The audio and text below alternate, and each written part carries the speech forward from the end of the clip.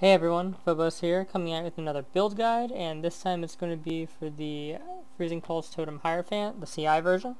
There's a life version of this that I made, and I don't know if I have the video up yet, but I have a life iteration that I make in almost every league. So this is the CI version. I was going to actually post this last league as a Frostbolt variant, but Freezing Pulse got buffed, so I definitely wanted to go with Freezing Pulse, and if you want to play this with Frostbolt, you just basically swap out the Frostbolt gem into the Freezing Pulse slot, and then you swap out the first nose to the Frostbolt Threshold Jewel, and you'll be golden. But yeah, this is based around Freeze Pulse, and what I'm going to do is I'm going to talk about the links, the gear, the tree, the ascendancy, and then I'm going to compare it to the life version and why I think this version is just superior. Because you can make an argument that the light version is also pretty good, and it's definitely cheaper to set up.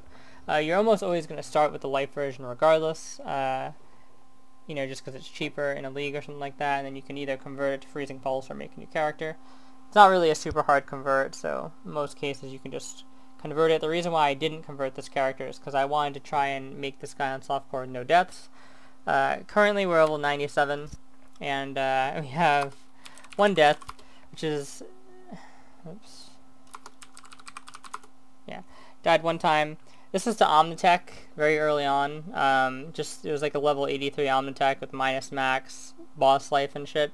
I didn't have hypothermia in. I still had faster proj, so we didn't kill him that fast. And I just got hit by the flame wall and took a bunch of ignite damage. Actually logged out before I died, but it was one of those situations where like the game says you died while you still have ES, so kind of like bullshit death. But on hardcore you just play that a lot safer. You log out there and stuff like that. I try to play the softcore experience this time as if I'm playing hardcore, but sometimes it can be hard, like, and it's not your first instinct to log out as quickly. So this build is definitely super safe, easy to take all the way through to endgame and stuff like that. Just play a little bit more carefully than me. Anyways, on to the build. And I can post that. I'm going to post the Omnitech video as well, just so you guys can see what happened. So, use added cold, faster proj, faster casting, control destruction, crit strikes, and freezing pulse. Now, like, theoretically, there's better gems in here for DPS than crit strike, because this isn't an Inquisitor, which means that crit doesn't have as much value, like basically as a stat weight, as it would when you are Inquisitor, because you're getting the pen. Like, you could put, I think, cold pen in here as more damage, but I just like the crits for the quality of life, obviously. For the freeze, makes everything safer. You're still going to crit a lot without the crit gem, but I'd just rather have the consistency. The faster projectiles is something you definitely want to use for trash. In my opinion, I use hypo for bosses and faster for trash. What actually sparked the use, I never really used to use this much before, but then like at some point, a few patches, like I realized like how good hypo was like a while back, so I started using hypo. So that's when I started swapping it in with faster proj, which is probably like, I don't know, 3 or 4 patches ago. But then, like, really, the fact that I couldn't really get a Freezing Pulse enchant on my Helm, because I actually have one with the Freezing Pulse enchant, but I want the mana multiplier thing on the Corrupt. It saves some points, so that was like, oh, I really need some projectile speed more than the actual gem, so I was like, I'll just toss proj speed in, see how it performs, and it really does fine, even in tier 16s. Pretty much just shits on everything. So, yeah, you don't really need to use hypo, except on bosses. And so that's the thing, that's the links. And then the gear, we get the soul mantle. As you can see, we got the memory vault, high ES shield with spell damage, cast speed. You can really get any type of variant here. You're just looking for high ES. This one has a little bit of elemental resist, which I think helps my resist. Like, I need it to cap, but yeah, I could always get it elsewhere if I really needed to. So just, you can do a bunch of different things with shield. Boots, just high ES boots. They don't have the proper enchant. Still looking for the 10% pen one. I don't want to use the lightning one, or the crit one rather, because I actually do use Orb Storms in this build to generate power charges, because when you're going Hierophant, and you're trying to get the CI thing, it's very worthwhile to get Sanctuary of Thought, which means you can't invest into Conviction of Power. I know this is like the standard for Hierophant builds, but obviously when you're building CI, you don't grab that. So yeah, still trying to get that enchant. These actually had the crit enchant when I bought them, but like I said, I didn't want it, so I just been doing lap to try and change it. These boots are really good, honestly, and I picked them up early in the league kind of for cheap. The movement speed kind of sucks a little bit, but like when you're using shield charge, it doesn't really matter that much, right? And yeah, so they're pretty good boots. I'm actually trying to replace them so I can change out an aura, but it's going to be hard. So Stygian is Darkness Enthroned. I pretty much use this for all CI builds. Pretty solid gem here, and this one's pretty solid as well. I'm always looking to upgrade gems, but right now these are pretty good. Just get stuff with most like ES and mana. Voidbringers. So Voidbringers get used in this build basically because of the Ascendancy. So I don't think these gloves are that amazing on their own. I think crit is an overvalued stat, especially when you're not playing Inquisitor. But what ends up happening is when you take Sanctuary of Thought, you have 100% reduced cost of skills. Now, if you're playing hybrid build and you take this node, it still kind of sucks, but I feel like you get hit often enough where your ES is sort of at least chunked a little bit, so you're mostly running on 50% reduced mana cost of skills, which means you can still use like an Orb of Storms and stuff because it still costs mana. Now, and you're not, most of the time you're not sending your life regen to your ES, because the problem with that is that like if you any type of degen situation that goes through your ES, like Caustic Ground or something, is just going to wreck you. So you typically don't have this node on the hybrid build, right, the Zealous Oath. But because you have Zealous Oath, because you have like 700, 800 regen with all your totems out and stuff like that, and because this is a primarily CI build, you find yourself on ES more often than not, right, full ES, which means you basically cannot cast Orb of Storms to give you Arcane Surge because it costs no mana. But as it turns out, how this node works is it doesn't just reduce like everything by 100%, right? It's like additive. So you have 50, 50, and then when you add the gloves in, it's like basically you're minusing 48 from that, right? So we're like, what is it, 52 cost of skills basically, because we have 100% reduced. And then, or actually, yeah, we have 100% reduced. And then we're basically giving ourselves 48% mana cost of skills. So we have 48% mana cost of skills. Which means that we can actually cast an Orb of Storms. It's not a super high level one. I think this is like a level 7. But, you know, I love using, I keep saying Orb of Storms, but obviously we mean Arcane Surge. I love Arcane Surge because it's just more cast speed and more spell damage, right? What could you not like? And cast speed is really important on any type of totem build that's doing like throw damage like this. So basically these are used to trigger that. Because if you didn't use these and you still wanted to use the Orb or the Arcane Surge, you would need to invest in a Fervid Mind Gem. Now I did this in a different build. It was the Whispering Ice Totem build a while ago. That build has a lot less use for Voidbringer Gauntlets, right? So that's why I opted to go with that, and I feel like the jewel requirement isn't nearly as tight for that build. So spending a jewel on Fervent Mind isn't as big of a deal. But in this build, it's kind of a pain in the ass because your jewels are pretty much set, and you kind of want to have like a free jewel or two to finagle some resistances around. So not only does the Fervent Mind jewel just suck in terms of efficiency, it's eating up a jewel slot that's really valuable in this build because you don't get that many free ones. So I think these are the best option. Not to mention, gloves are actually a really good thing for this league, unique gloves, because you can double corrupt, or you can just corrupt, and a lot of the corruptions are pretty good.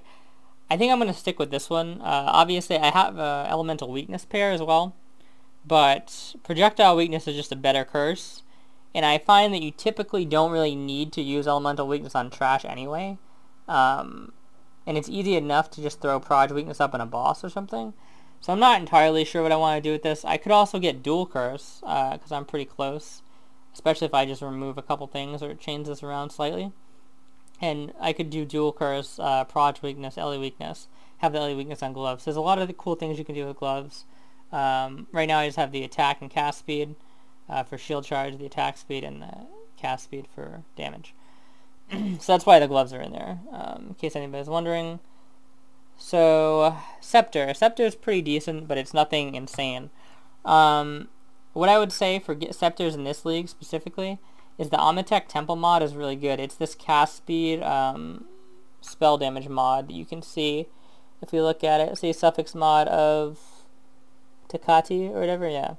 So you pretty much want this on all your Scepters, either this one or the one that's like spell damage and gain 5% of non-chaos damage is chaos damage. So either one of those is great, but the nice thing about this one is it comes with the cast damage mod, or the cast speed mod. And you can't craft very high cast speed. I guess you could argue you can't craft like 70 some spell damage, which is what the other one comes with, but either one's good. And I try to get like added cold to this because it's mostly a cold stacking build. Our Wise Oak is going to be penning cold, although in this case it pens all the res. Our Frost Bomb pens cold, obviously, and Hypo gives more cold damage. So try and get cold added to spells if you can. Added is really good on Freezing Pulse, whether it be Chaos or Cold, because Freezing Pulse is like a 1.25 multiplier, I believe. Yeah, or 100. Yeah, it's like 125%. So it's really good. Yeah, and then I just got some crit on here and crafted spell damage and called it a day. The attack speed is really nice. If you have low attack speed, you're just going to move slower. I mean, you don't technically need it on your weapon. Like, you can just get it anywhere. This build kind of almost goes out of its way to get some attack speed. Like, I came up through here because I was noticing attack speed was lacking a little bit. So I grabbed, like, Harrier. I changed this around. I actually think it's for the better, what I ended up doing eventually. But this first started, like, a lot of these little changes in the tree over here and over here. It started as, like, how can I get more cast speed? And this as well. I wasn't really planning on coming through these as a CI build, but yeah, just kind of, I was like, how can I get more cast speed? And that's, or attack speed. I keep saying cast speed. But a lot of these give cast and attack speed, so it works out. And this one gives dex, which is kind of needed, so there's a nice synergy going on here. But you could definitely build it another way, path other ways. But I like this way ultimately because it just makes you feel faster and still leaves you open to get some attack and cast speed coming down here. I didn't even see that they had moved these nodes at first when they changed this. I hadn't looked at Shadow in a while. And I thought they just removed the cast speed nodes, but they actually made them even more retarded, which is amazing. So really strong nodes right here. Anyways, yeah, so that's the Scepter.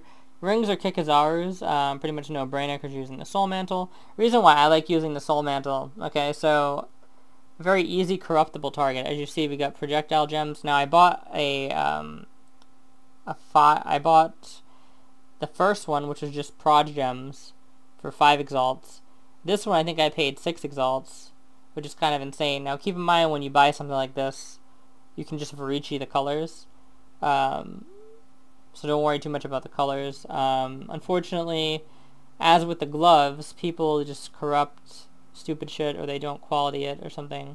Like, they don't corrupt gloves with high ES. They don't... I don't know why you wouldn't just, like... I don't know why you would 6-link this. Because it has low ES, right? Like, if you're gonna pick one to 6-link, just fucking 6-link a good one. But anyways, it is what it is, and it was the one that had cold damage and projectile gems on it.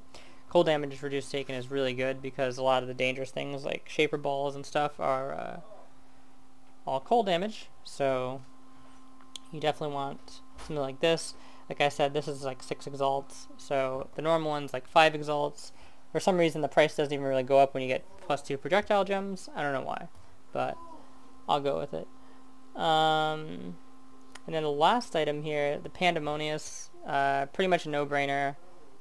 Blind is insane. Yeah,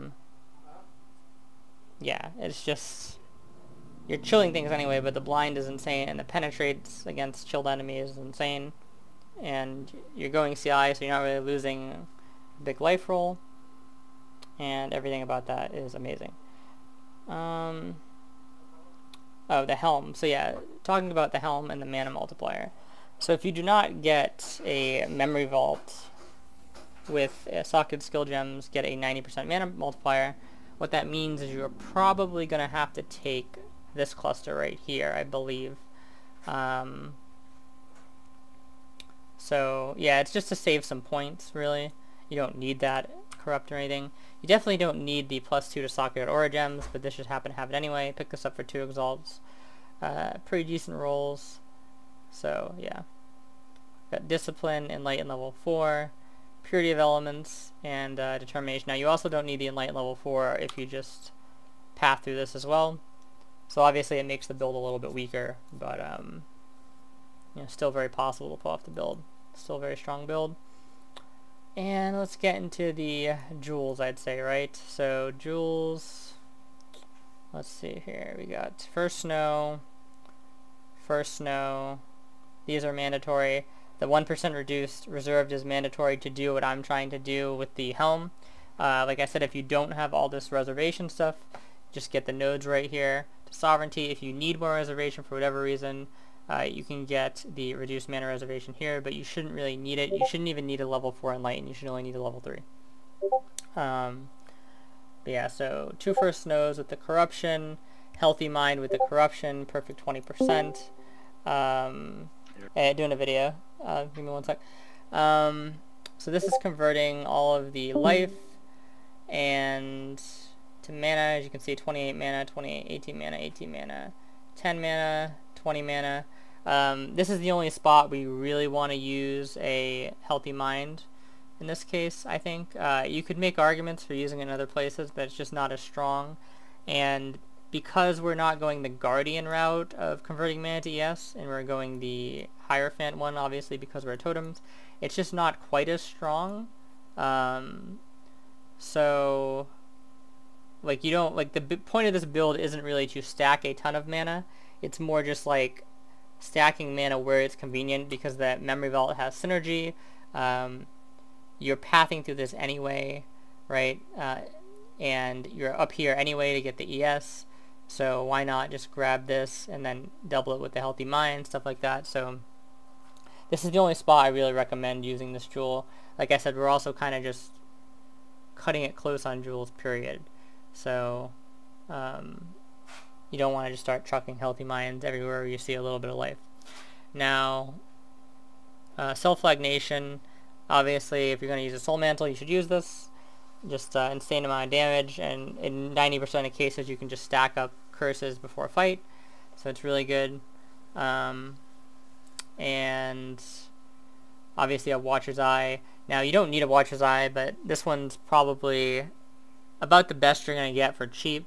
And this is also why I'm trying to change Purity of Elements to Purity of Ice, so I have an extra, and especially if I put the Purity of Ice in the Helm because of the +2 AoE gems or whatever, or aura gems.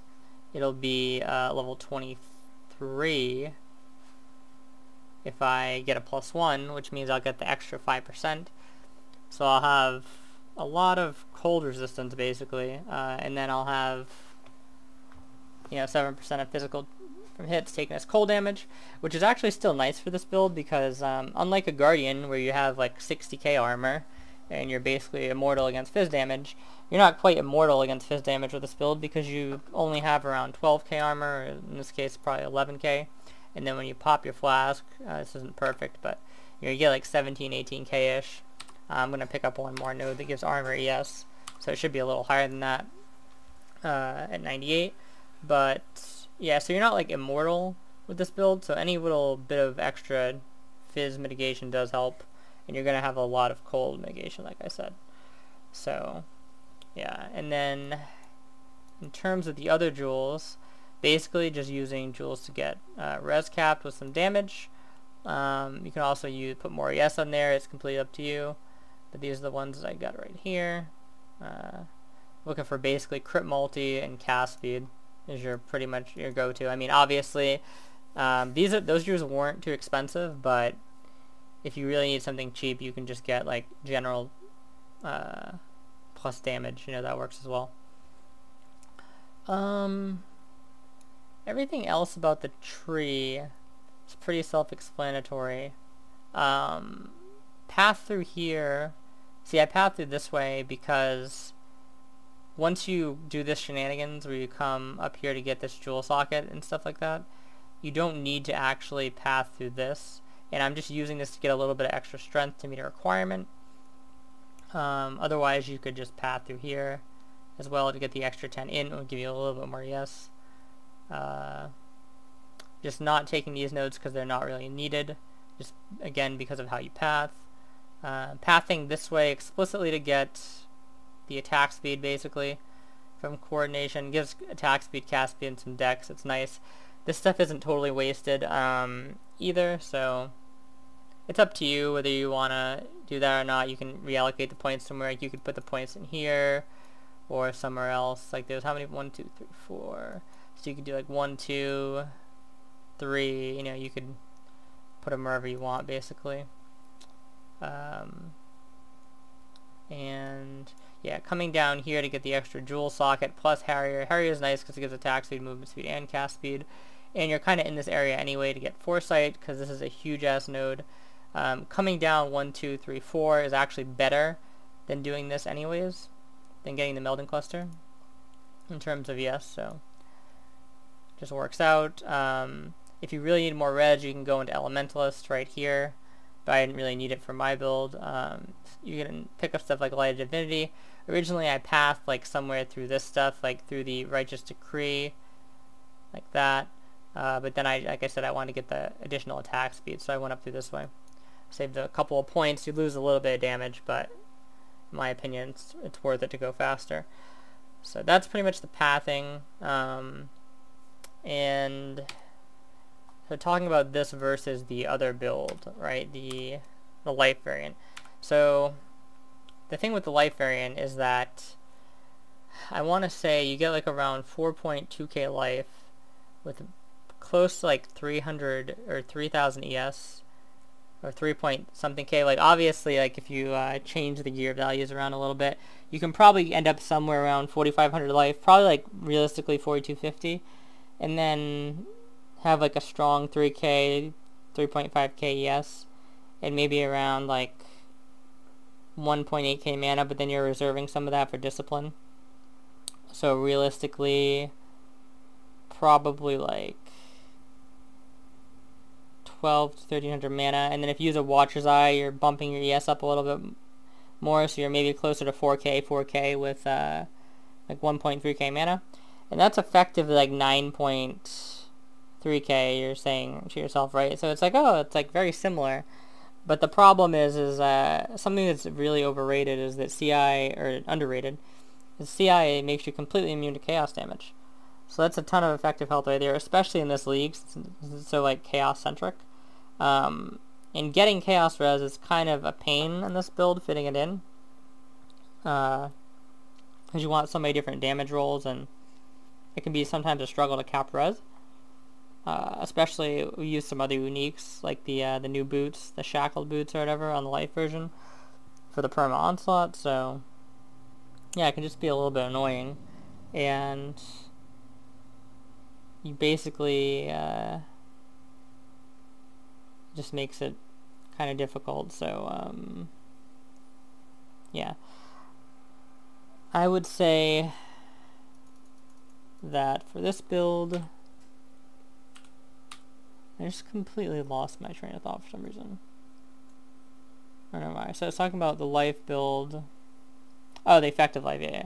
So the effective life is, it feels like it's the same, but obviously you're losing the chaos immunity unless you invest heavily, and even then you're not immune. And then the other thing is that all your regen in this build is coming from one place, which makes it stronger, right? Because in the other build, you're either going to have 4k life regen, your regen is going to be based off of 4k life, or it's going to be based off of 4k ES. And that's obviously a lot weaker than it being based off like 9.7k ES, right? So that's a big deal, and it's all in one place. So it's like, if in the other build, if you have it on life regen and you have a big ES buffer, when you're taking damage to your ES, it's basically useless. And if you put it on your ES, then you get absolutely destroyed when you go into